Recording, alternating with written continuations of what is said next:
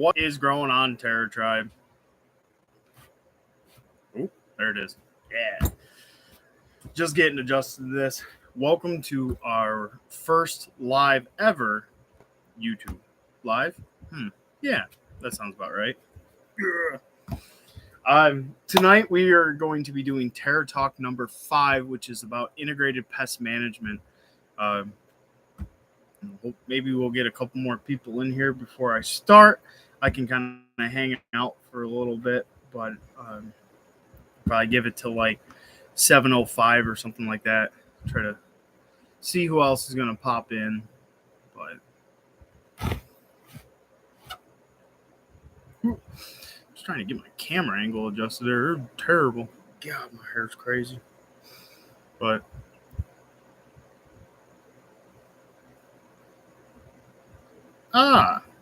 I was thoroughly confused. Glad you're here. Yeah, I guess I'll give it a couple more minutes, let some people kind of roll in if they're still going to join us, and then I'll get started.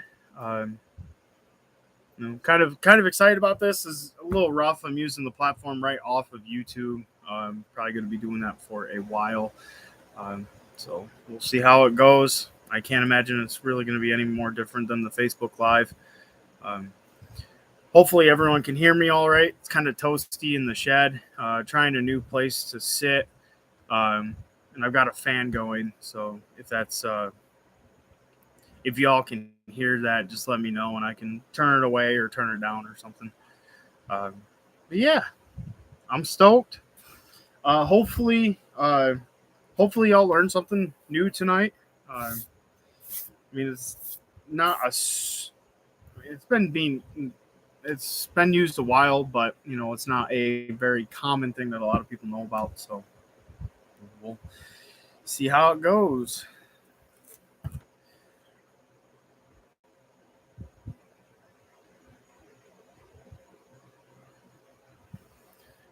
Just in here. Alrighty.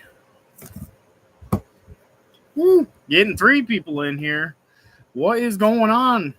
Tell you what, it's becoming a party. Hopefully y'all at any point in time throughout any of this, because I just don't want to really sit up. Granted, it's going to be like an educational thing that I'm going to be talking about, but I don't want to just kind of sit up here and talk the entire time. So I guess if any of you have any questions, by all means, feel free to type them out in the chat, and I'll answer them as quick as I can. So hopefully that all works. There is a delay. I had to put a delay on the how fast you can text. So we'll text message. It's only 6 seconds. So like if you spell something wrong, go to autocorrect it. And it's like you cannot type for this amount of time. It's all right. It's not the end of the world.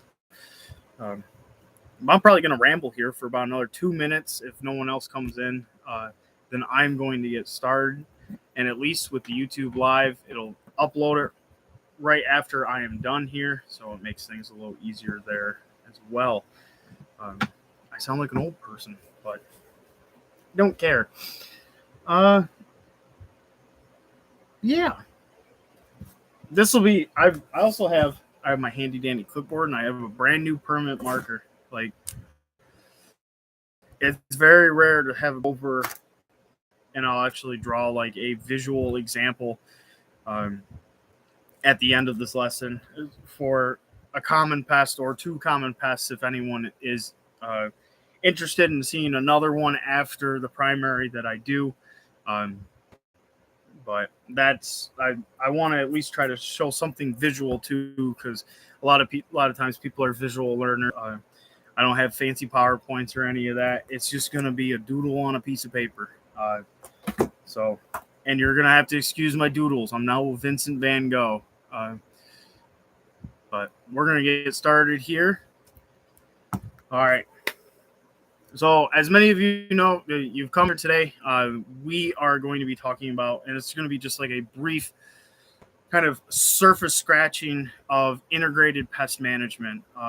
Integrated pest management, if no one's ever heard of it, the best way I could describe it, it is an effective and environmentally friendly way to manage pests, both, well, primarily outdoors, but it can also be used to manage pests that you get indoors, whether you're under a greenhouse cover or you're in a grow chamber inside your house, or basement, somewhere in that range. Um, what it does is integrated pest management systems use current, comprehensive, and common sense methods to combat and prevent and mitigate pest damage and pest populations on that piece of property. Doesn't only target them at one specific. IPM doesn't target at a specific life cycle, so it's not like I'm going in and I'm going to spray systemics to stop mealybugs from hatching.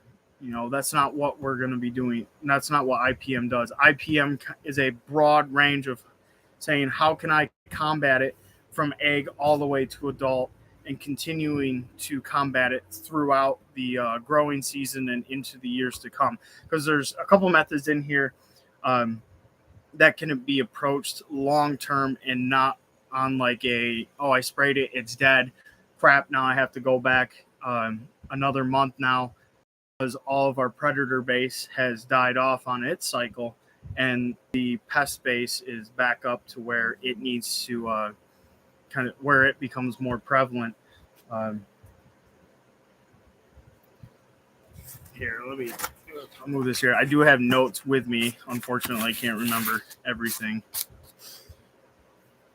So the IBM can be applied to both agricultural and non-agricultural settings. So obviously, agricultural settings are going to be like in your garden, and primarily the way USDA and NRCS define agricultural.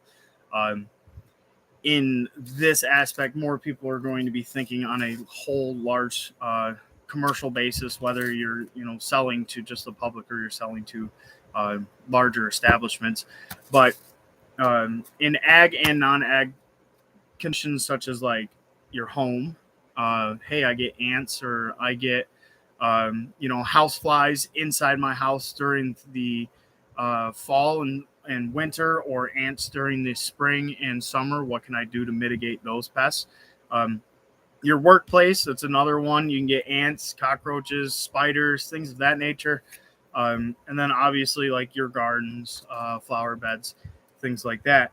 And what it does is it'll evaluate the least hazardous way to eliminate those pests, to where the environment, the community, and the people itself are not going to be harmed in any way.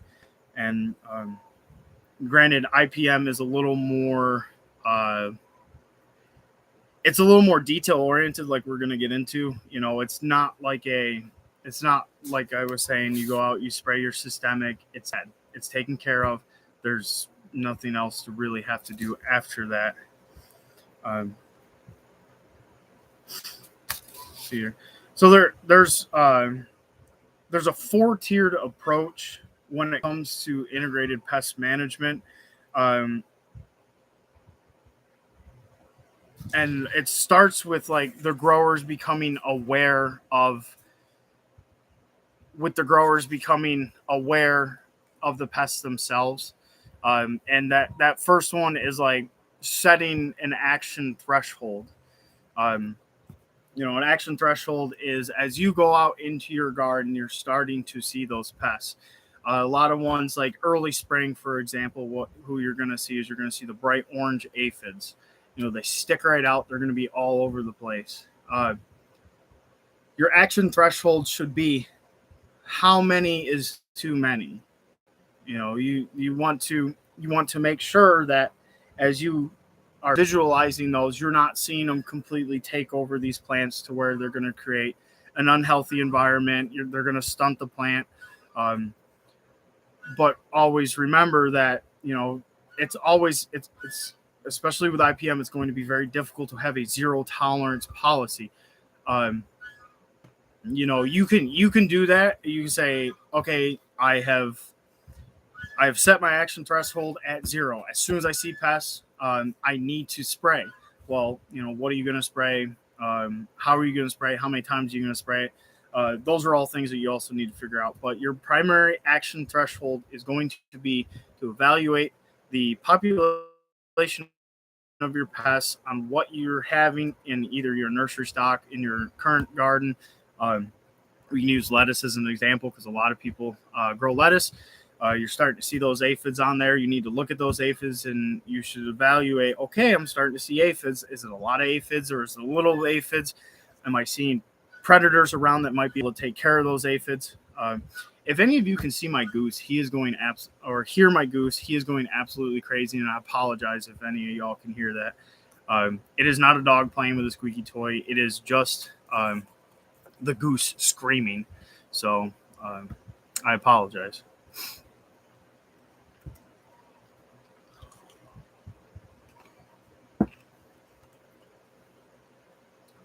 So the primary action threshold, as well, like I kind of briefly said earlier, as the USDA looks at it to help kind of give advice, is it's going to be what is the greatest economic risk that you are willing to take on that plant or that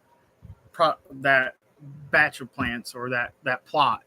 Like if you say you put in 60 heads of lettuce and you go out there and you see that only one head of lettuce has very minute populations of aphids on it, there's not really a reason to go out there and just absolutely nuke that lettuce with a heavy systemic.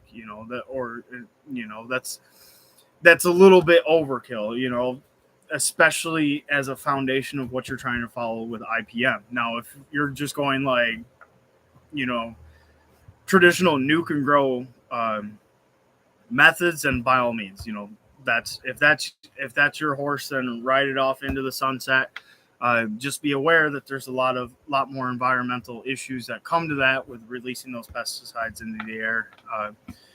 But we, at the end of the day, your action threshold is what I was saying. It's pretty much your establishment of your economic loss and determination as to how many pests are on that plant and how many of that pest population is okay for you to have on that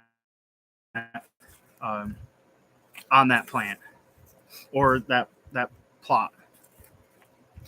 Now, after you've set your action threshold, work hard and stay on number 2 for a while, and that's monitor and identify pests. There's more pests that you don't really see than pests that you see. And I'm not trying to freak everyone out. I'm not saying like, oh, you go out there, like, yeah, I see aphids over here, but that's the false flag with, the root aphid, the root mealies and stuff, just completely wiping out all of my pepper plants. That's not what I'm saying. There's not like a million bugs out there that are causing your garden to fail.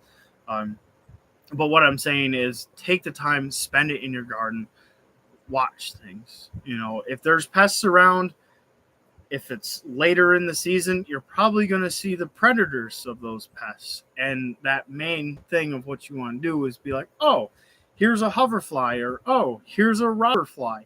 What are these eating and why are they in my garden? Usually they're in your garden for a reason. Predators don't stay around unless there's a food source for them to survive and sustain.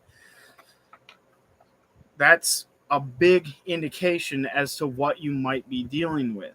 Now, if you see in your identification, in your monitoring process that, hey, I have only seen, I sat in my garden for an hour. I saw one hoverfly, but I see several large groupings of aphids. Um, Obviously, that one hoverfly or that one green lacewing, or whatever it may be that you see, is not going to be able to handle all of these populations of aphids, especially if ants move in, and there's several compounding factors there. But if in that time you do see multiple hoverflies, multiple green lacewings, you see other predatory beetles coming out and eating the aphids, then that's where your monitoring really pays off, because if that predator base is bigger than your prey base, then there's no reason to spray, because those predators are going to maintain and actually deplete the pest population in which you have. So you could always hold off on spraying. Again, if your action threshold is literally zero, then you've already sprayed, everything's already done and over with. These number 2 through 4 are just primarily for the the true application of an integrated pest management system within your garden area or wherever it may be. Write it down, keep a schedule. Things like, there's no point in monitoring, there's no point in identifying and not being like, okay, well, like, hey, this is exactly when I saw aphids this year, but I don't need to remember that, because it's not like I'm going to go and I'm going to plant the same exact plant in the same exact place the following year. Well, I got aphids again. Holy crap. It's like 2 days around the same time.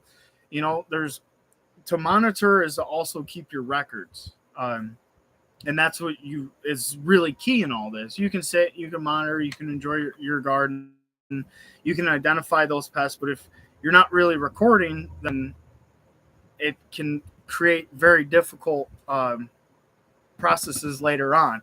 If you say you've done all this hard work, you've done the groundwork this year in sitting, monitoring, being like, oh, I've done the research onto what these orange aphids are, what these black aphids are, what these red aphids are. It's multicolored different species of aphids. They all do the same thing. They all suck the nutrients out of the plants and cause either deformation within leaves, slower stunted growth, and several other issues, sometimes introducing infections and diseases into plants. And as you can tell, I'm primarily talking about aphids because it's one that we're going to use later on in our visual example. But if you're not monitoring, if you're not recording all of this, then you have to do all that legwork next year. Granted, you may be a little sharper on it because you're like, oh, yeah, I remember these from last year. It was the same time. I did such and such and such. But through some of our practices that we've been doing here at our greenhouse and nursery, I can tell you almost exactly to the date in September when we start seeing scale on our bromeliads. And I can go back in my records and say, all right, September 18th is when is about the average of when we've started to see scale on the bromeliads growing in our greenhouse. So the week prior, I want to either start introducing parasitic eggs. I want to introduce green lacewings into my greenhouse. I want to kind of establish some spray programs, so some less harmful stuff, primarily like horticultural oil or neem, which, fingers crossed, hopefully it helps for you. Where was I?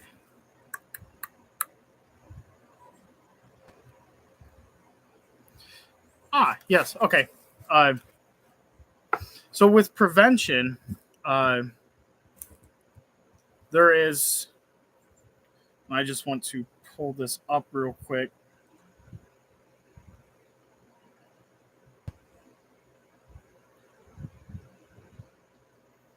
So with,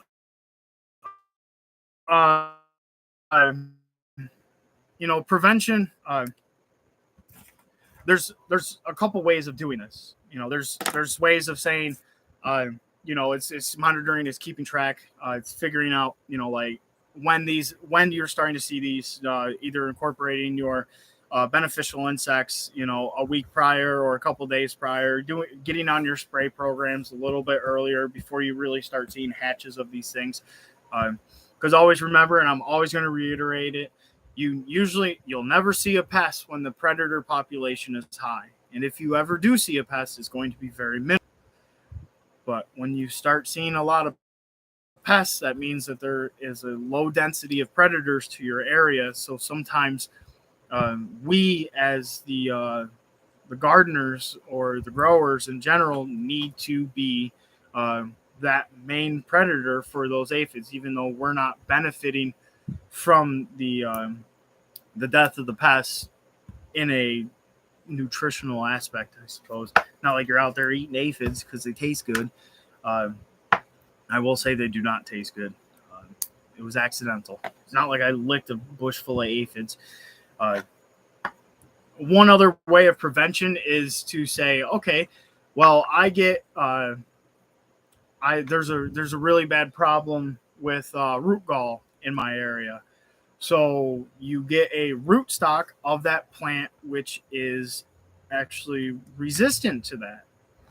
And that's one way of creating that prevention is what's going to be in your area, such as powdery mildew. Powdery mildew is going to be hitting everything hard here in my area within the next month and a half. Cold and wet, it's really going to flare. You can buy seeds out there that are powdery mildew resistant, of such as different types of cucurbids. Cucurbids? I think so. Squashes. Yeah. Zucchinis, yellow squashes, more squashes than you can shake a stick at. But you can prevent, that plant really getting affected by powdery mildew or contracting it at all by purchasing powdery mildew resistant strain. Now, I'm sure people are going to be frustrated because they're like, oh, that's a GMO. GMOs have kind of helped a lot of people be able to eat.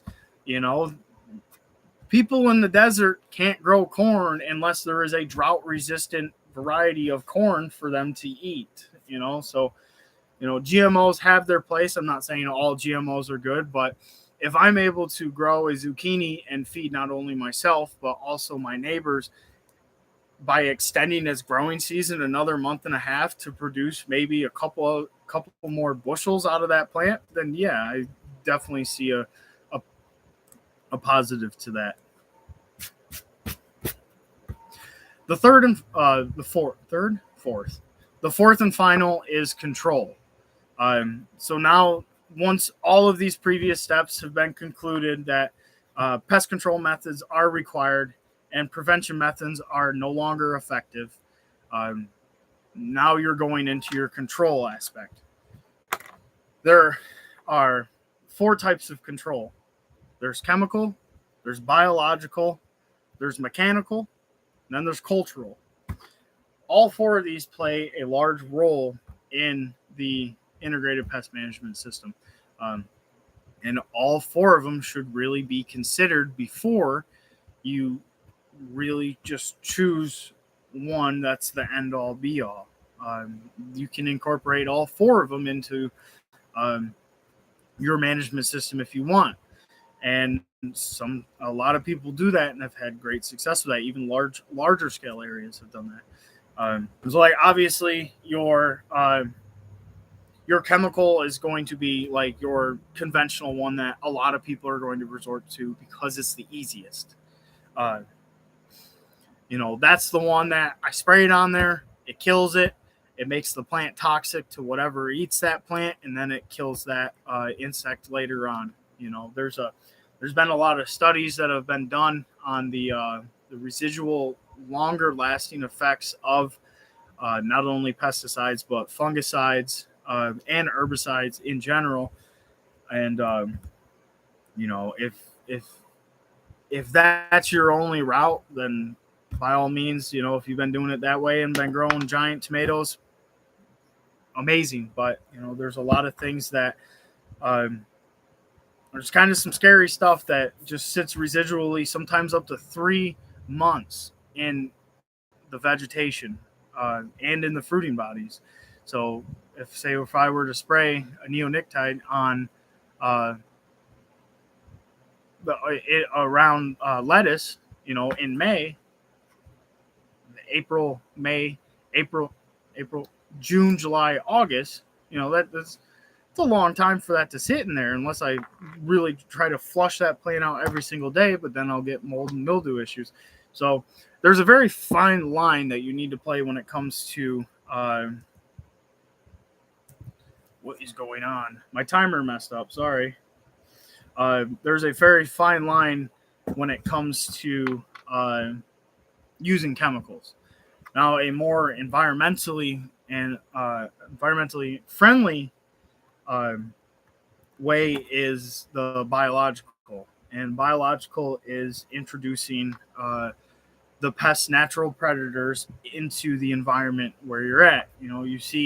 Uh, you see it online. The beneficial insects. You get like ladybugs, praying mantis for large bugs, but really, this is not the best example.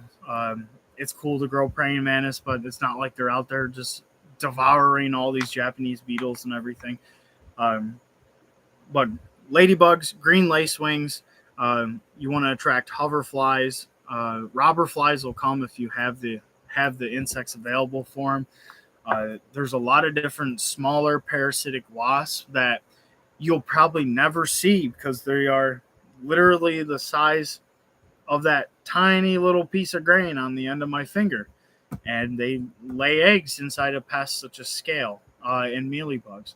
But your top three that you're really going to want to try to invite are hoverflies, green lacewings, and ladybugs. Now, introduction is fantastic for all of them. The problem with getting ladybugs when purchasing them is,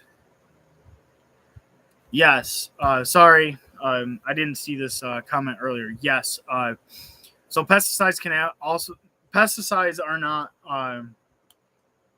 there's not a lot of pesticides that are super specific.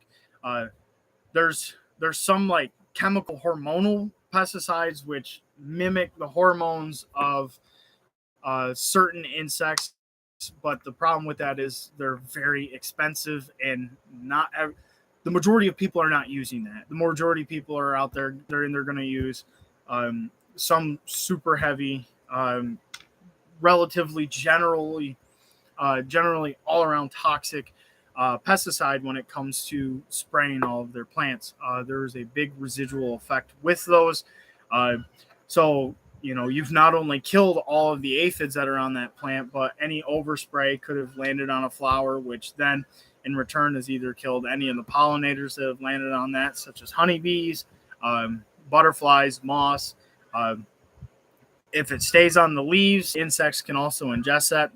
I've talked about this on our National Pollinator Week. There's been a big study done by the Xerces Society, and what they did was they tested out milkweed from many different nurseries, and they took about five plants per nursery/greenhouse. And what they've determined is that some of those stay in that plant for up to 90 days. In 90 days is pretty much the entire summer. The monarchs come in, they lay, the milkweed grows. August comes, they start dropping on their pupa, and they start pupating out. Well, that whole time they've eaten off of milkweed, and if they eat an infected plant, monarchs as my example for this, if they've eaten an infected milkweed, what happens is the caterpillar is perfectly fine. It doesn't care that it has a chemical in it. But when that caterpillar goes into a chrysalis and then turns into mush to try to reform into a butterfly, it never reforms and it just dies. That poison that we put on our plant to try to kill a couple aphids because they were, not doing much damage to what we're growing, ended up killing off the next generation or the next genetic line for that butterfly. So yes, they do affect other insects.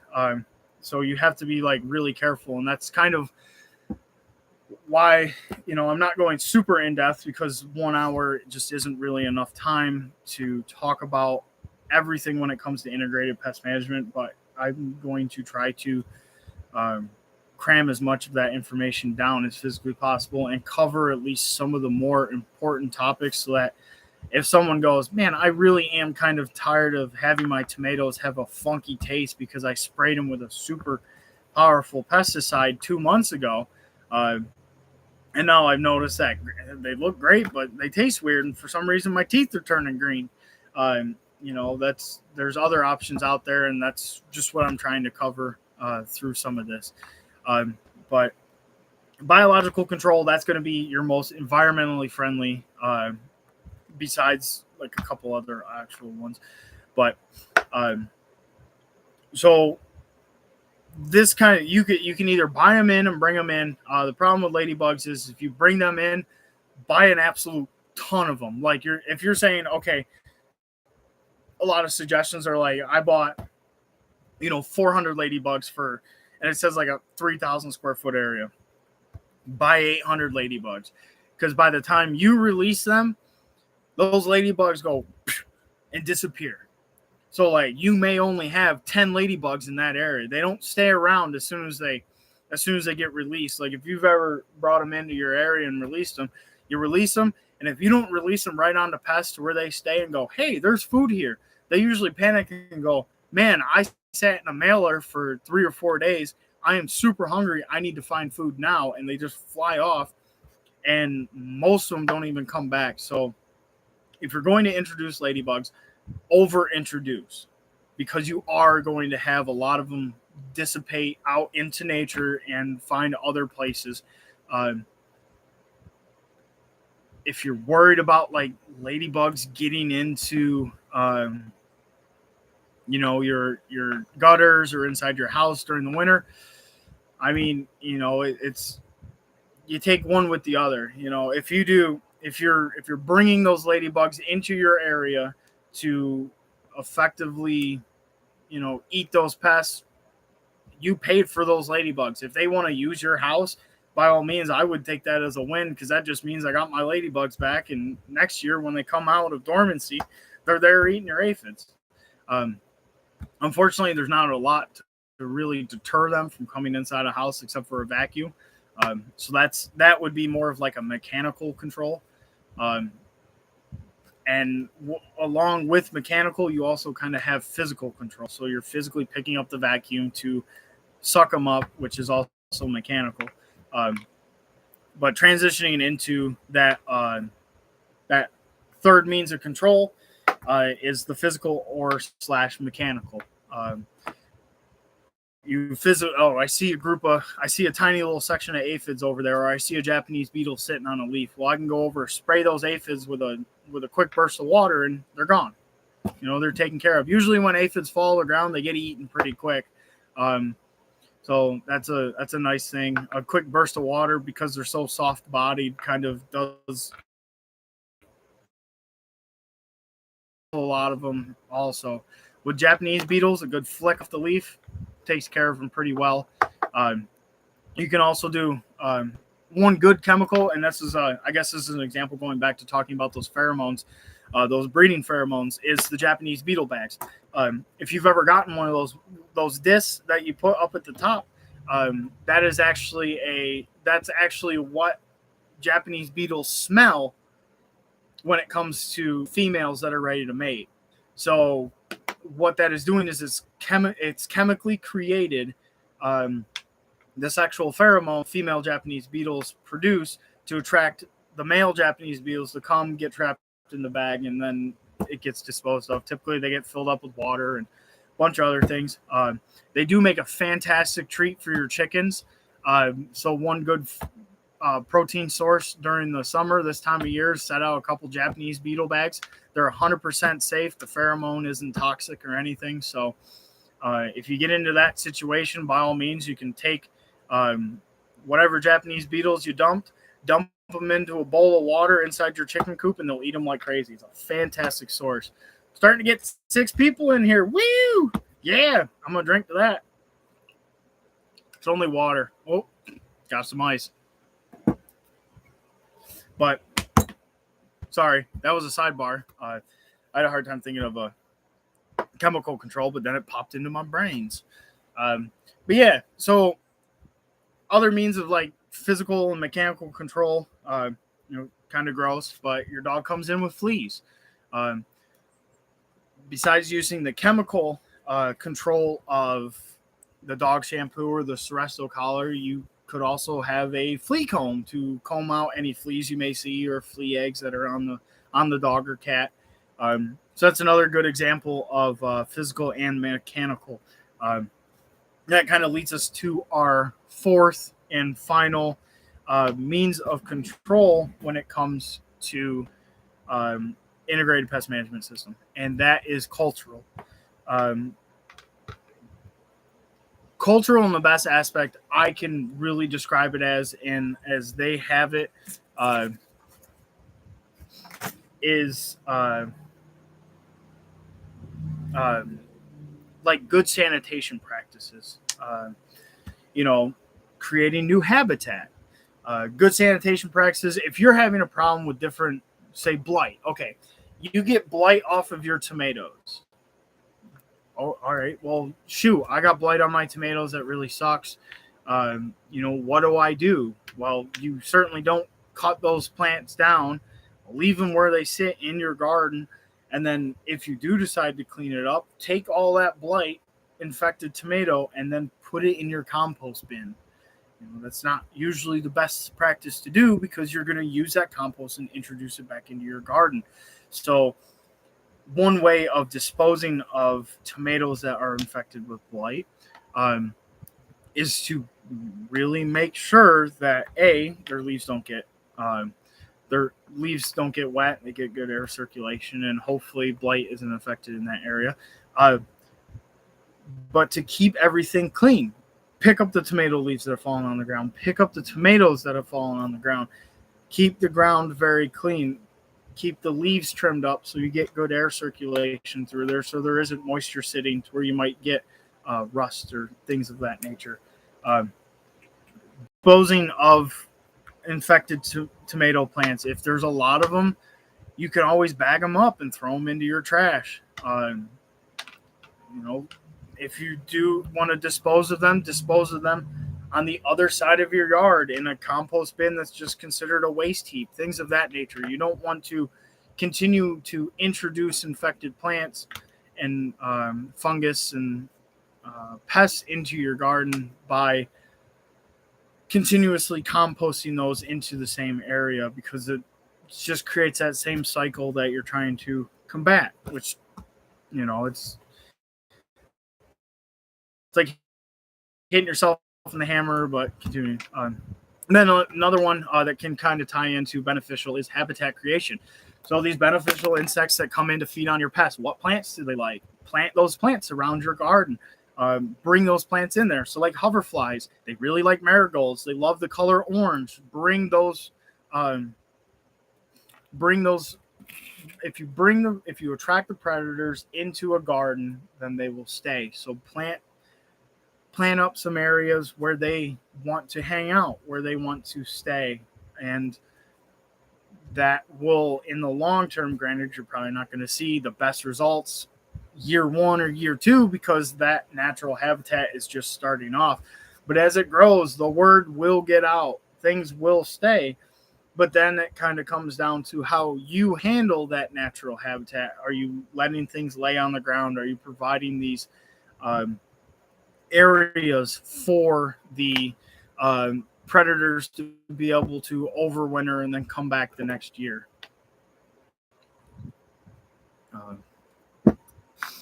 And that is more or less to it.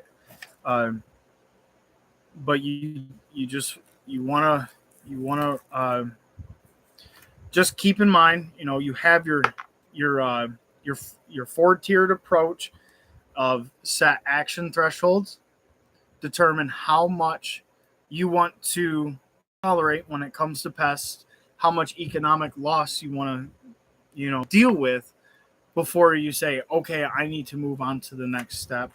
You have number 2, which is monitor and identify pests. Not only that, but you also need to record, monitor, look, identify the pests that you have. Also keep track of the dates and when you're starting to see them. Write those dates down, write those pests down, so that next year you can kind of see. Whew, well, I'm glad to help.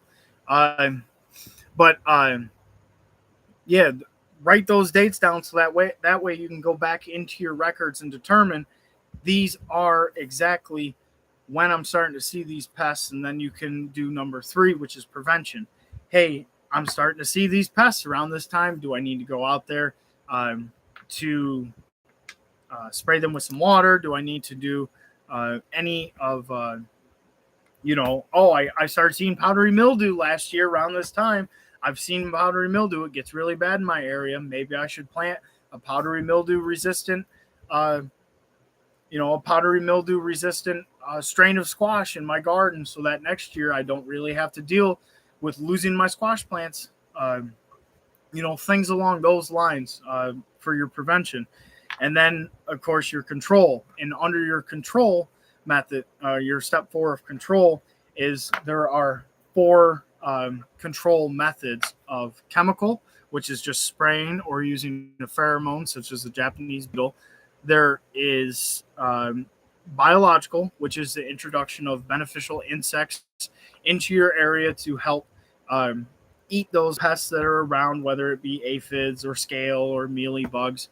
There is physical / mechanical, physically picking the pests off of the plant, killing them, or just kind of yeeting them off into the hill. A big old hornworm can get yeeted pretty far. Granted, this now what we do here on our areas, we actually have several pots of tomatoes off to the side, so that hornworms or hawk moths, if I remember correctly, can actually stay and feed on those tomatoes and not come onto our tomatoes. So that's another form of step 4, which is cultural. And within cultural, that is creating the habitat, which, granted, it's a pest, but that pest wants, so that later on my tomatoes aren't affected, but the tomatoes that I had extra of that are growing over here, but not over here, are getting fed on. But we're still able to see a native species of pollinator, because the adults actually are very good pollinators, survive. So that was kind of a brief overview of integrated pest management. What I'm going to do now is I'm going to get myself my handy dandy. I'm going to try to turn this down here. This is going to be exciting. So what you're doing is you're out here and you're walking in your garden and you're looking at your flowers. And you notice on those flowers, you got all these little aphids. Look at them little aphids. So what you're doing currently is you're viewing the flowers and you're going, all right, well, I'm looking at this flower. It doesn't really look like it's too affected, but I'm not really liking how all the aphids are starting to cover the entire top stem of this flower. So now you've set your action threshold. But 2 days later, you come out and that flower's on the ground. All its petals have fallen off, and there's aphids on finishing up with that flower, but now they're on this flower. So now what you're doing is you've set your action threshold, but you're monitoring at the same time. You're monitoring, you're figuring out like, oh yeah, this was a beautiful, let's do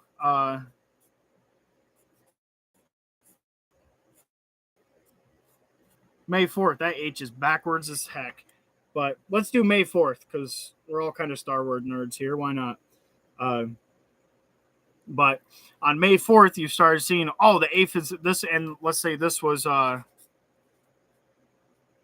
May 2nd. And you notice on May 4th, it got really bad. The aphids started really taking over a plant, and now they're on this other plant. They're starting to spread throughout all of your other plants. It's not the best. But you're still saying, all right, well, it's not too terrible, but you're setting your action thresholds now. And you're also monitoring and identifying the pests, saying, oh, these here are aphids. I want to take care of these aphids as quickly. And God, that looks like handwriting from an Amish billboard. That is terrible.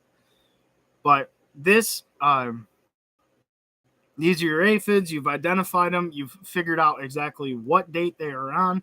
And now your prevention methods. You go, oh, well, these aren't really, you can't really grow flowers that are prevented for aphids. One thing you can do is maybe next year, you've already known that May 2nd and May 4th come around, you're starting to see aphids on your flowers here. So maybe in 2020, what's next year? 2024, you're going to come out and maybe you're going to spray some horticultural oil or neem oil. Ooh. Or you're going to spray some neem oil. Spray some neem on May 1st or, that end of April. So from this point, you've got your, you've monitored, you've got your prevention, and, really at this point, you're getting tired because you've come out. It's May. Gosh, that's terrible. It's May 16th. You've, let's get, all right. You've come out of your house and you're in shock because instead of a lush garden, you have a desert. There's nothing left here. All the pests have eaten. That's a cow skull. All the pests have eaten all of your flowers, but you haven't done anything. Unfortunately, for this year, you'll have to restart. But for 2024, you've already monitored for 2023. You can spray your neem that first month going into June. Continue to monitor. And maybe in this time over December, you were like, oh, I'm sick of these aphids killing my stuff. How can I do this? Well, plant some flowers. Maybe plant something native like coneflower or rudbeckia, black-eyed Susan, two things which attract aphids predators. So that next year, during June, as these plants start to grow and they start to flower, hoverflies come in, which also bring in the green lacewings, which will eat those aphids for you. And that's pretty much two forms of control that you've done: is your biological and then also your cultural. Say all this doesn't work, you just want to go all the way back to here. You can assess on May 4th, determine that, oh, this is getting out of hand. I don't want a saguaro cactus and the dead cattle in my yard on May 6th because it's eating all of my crops. You can come here on May 4th. On May 5th, you can come out late in the evening after the pollinators have gone. You can do a light dose of neem oil, which is an oil. It doesn't affect the plants. What it does is it'll actually cover the plants, but its primary use is it actually smothers the pests. That is a chemical, but at the same time, you get on that www World Wide Web and you go, I'm going to get me some beneficial insects. You order up some ladybugs. Those will come in and they're going to eat all of those aphids. The ladybugs are also going to eat your mealy bugs. They'll also eat smaller scale before it comes time to mature. You can order those green lace wings. Look at all the lace on its wings. They do great. The adults themselves aren't really predatory, but what it is it's the babies. And those aren't horns. Those are big old chompers because they actually kind of look like this. They're not as perfected of a drawing as that.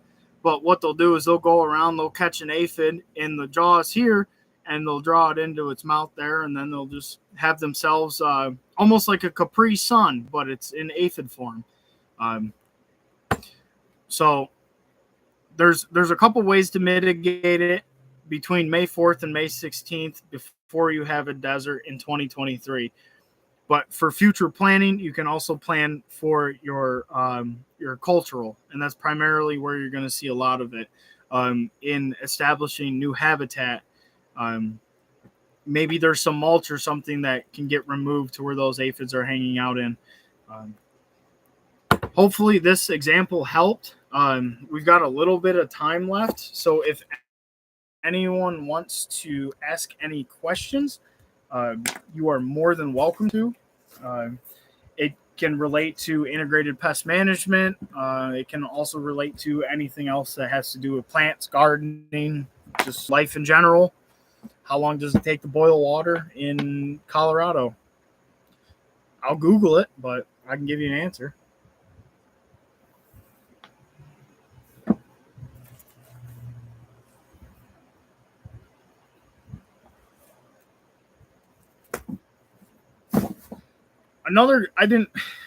Let me just touch base real quick on prevention. One other thing that I kind of mentioned when I was talking about blight and the effect of tomatoes, but I don't really feel like I went into it in too much detail. So if you have blight in a garden bed, so plant galls. So galls are you'll see them. They're raised bumps. They can be. They'll be raised bumps. They're more visual on like leaves. You'll also see like different types of leaf hoppers will lay eggs inside of stems, and what it does is it'll form like a little bump in the and there's also root galls as well. And what these do is they'll actually take away, obvious nutrients and things they'll take away like nutrients from the plants. And are they a sign of pests? Yes and no. So the problem with a lot of galls is primarily like native insects that are creating the galls, but and this is where it always becomes tricky is you're growing something for human consumption, but there's a native insect which is causing the problem. In that case, I would say it would be all right to mitigate that issue. Perhaps plant something that native insect might like more. Like you see a lot of them on goldenrods. You'll see, like, if you look at the goldenrod stem, you'll see like a big ball on it. That's one way that you can help to mitigate them going on to your garden plants later on. But before I forget, before we run out of time here, so if you get tomato blight in one season on a garden bed or in a garden section, don't plant tomatoes there the next year. Plant something else that doesn't get blight or doesn't have the same problems that tomatoes do. Maybe plant a pepper, maybe plant some zucchinis, something along those lines. Plant some garlic. Garlic is phenomenal when it comes to helping to kind of clean a soil.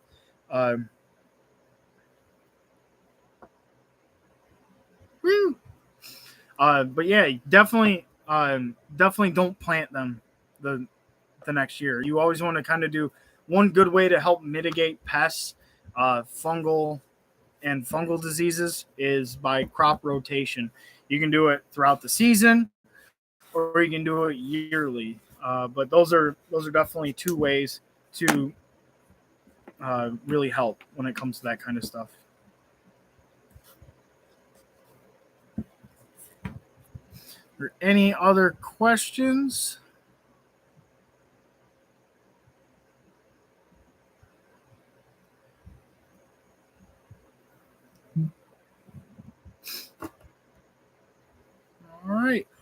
Well, if there's no other questions, I'd like to thank everyone for.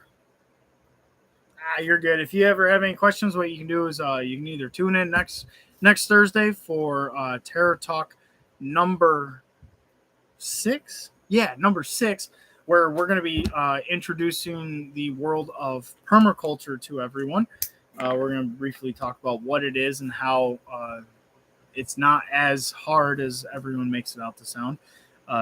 But you can also come and see us to this Saturday. We are going to be at the Festival of Glass at the Blanco Glass Museum in Milton, West Virginia. But if that is it, I would like to thank everyone for watching. I hope you've learned something. If you have any questions when not watching the live, put them down in the comments below. I would love to help you out with any plant questions.